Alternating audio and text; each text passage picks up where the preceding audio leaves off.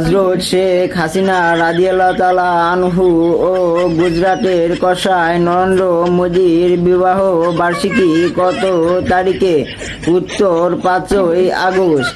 Mother of mafia কাকে বলা হয়? উত্তর শেখ হাসিনাকে। হযরত মমতাজ রাদিয়াল্লাহু তাআলা আনহু কোন ব্যবসার মাধ্যমে পরিচিতি লাভ করেছেন?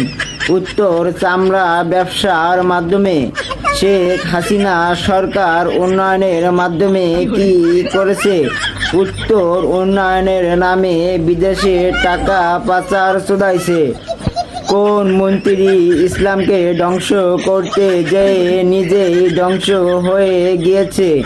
উত্তর টাকলা মুরাদ।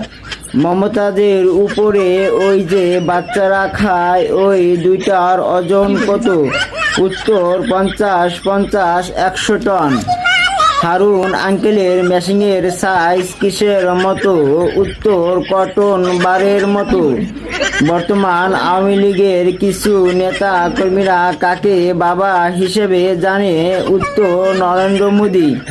হযরত মাওলানা কারি হাফেজ মুফতি ডাক্তার দীপু মনিকে রাজাহাঁসের ডিম কোন জায়গা দিয়ে দিতেছে?